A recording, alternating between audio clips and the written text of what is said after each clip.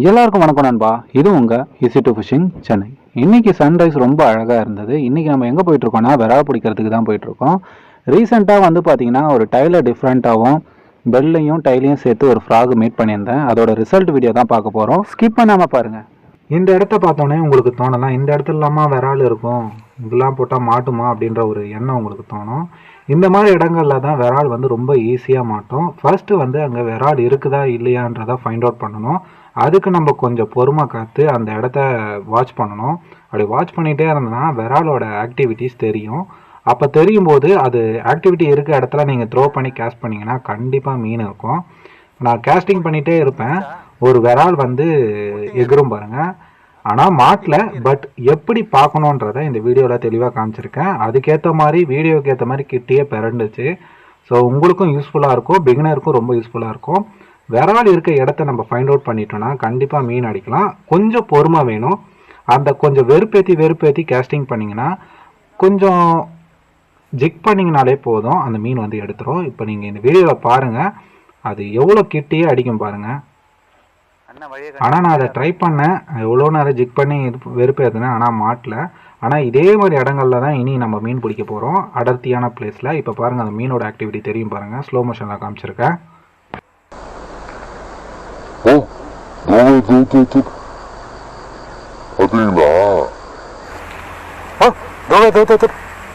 பார்த்தீங்களா? ஸோ நீங்கள் எல்லாருமே இப்போ பார்த்துருப்பீங்க. இந்த மாதிரி ஆக்டிவிட்டி அதிகமாக இருக்க இடத்துல வந்து பார்த்தீங்கன்னா கண்டிப்பாக மீனை கண்டிப்பாக ஏற்றிடலாம்.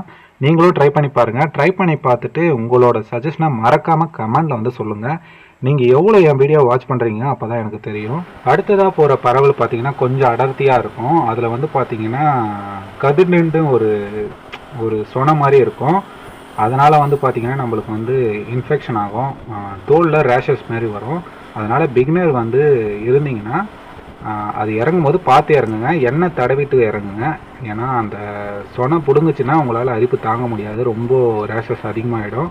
அடுத்ததாக போகிற பறவை பார்த்தீங்கன்னா கொஞ்சம் அடர்த்தி அதிகமாக இருக்கும். இதில் வந்து பார்த்தீங்கன்னா போட்ட உடனே வந்து ஒரு மீன் ஸ்ட்ரைக் ஆகிடுச்சு, அதுக்கப்புறம் எந்த ஸ்ட்ரைக்கும் இல்லை. நீங்களே பாருங்கள், அது ஸ்லோ மோஷனில் காமிச்சிருப்பேன். கேஸ்டிங் பண்ணியிருப்பேன், அந்த முள்ளில் பட்டு கீழே விழுந்தோடனே விரால் அடிச்சிருச்சு.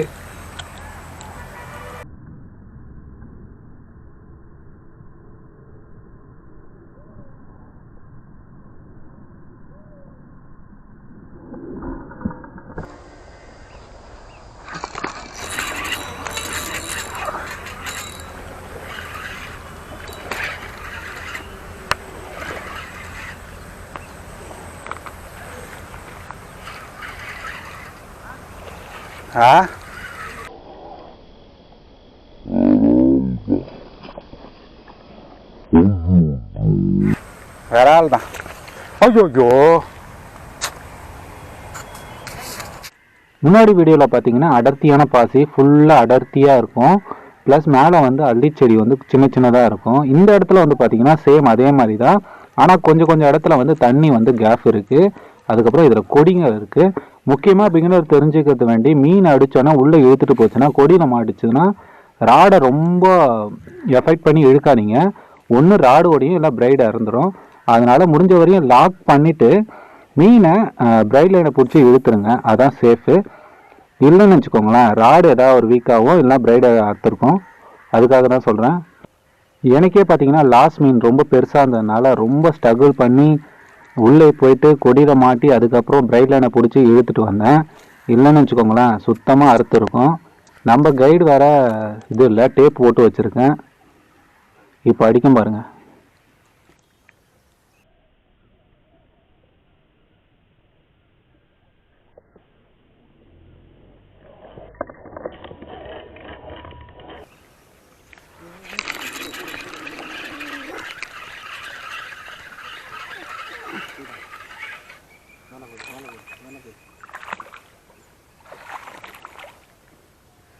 ப்ரோ, உன் ஃபோன் இருக்குது பேக்கெட்டில்?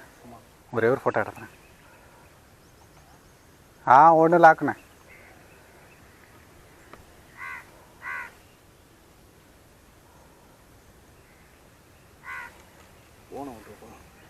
பத்து இப்படி எடு ப்ரோ. இது எதுக்காக பார்த்தீங்கன்னா இந்த ஃப்ராகில் தான் பிடிச்சன்ற ஒரு ப்ரூஃபுக்கு தான். நம்மளுக்கு இப்போது டைல் ப்ளஸ்ஸு பெல்லு வச்சு ரெடி பண்ண ஃப்ராக் வந்து நல்ல ரிசல்ட்டாக இருக்குது. அதுவும் அந்த சபிக்கி நூலை யூஸ் பண்ணதில் ரொம்ப ரொம்ப ரிசல்ட்டாக இருக்குது. வெயிலில் வந்து ரிஃப்ளெக்ட் ஆகிட்டு நம்மளுக்கு மீன் வந்து சடனாக எகிரிலாம் பிடிச்சி அடிச்சுது. இப்போ பாருங்கள், ஒரு மீனை மிஸ் பண்ணுவேன்.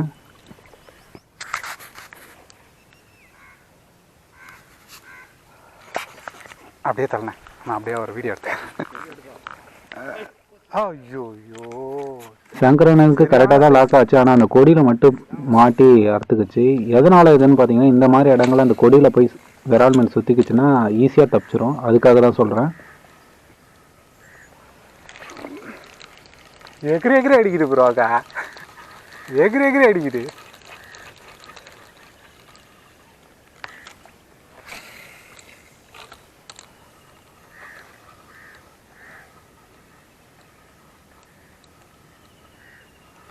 இதுக்கப்புறம் தான் பார்த்தீங்கன்னா நம்மளோட சார்ஜ் வந்து காலியாகிடுச்சு. அதனால் மீன் அடிக்கிறத ஏற்றுறத நம்மளால் கவர் பண்ண முடியல. அதுக்கப்புறம் தரையில் ஏற்றின அப்புறம் தான் அதை வந்து கவர் பண்ணோம்.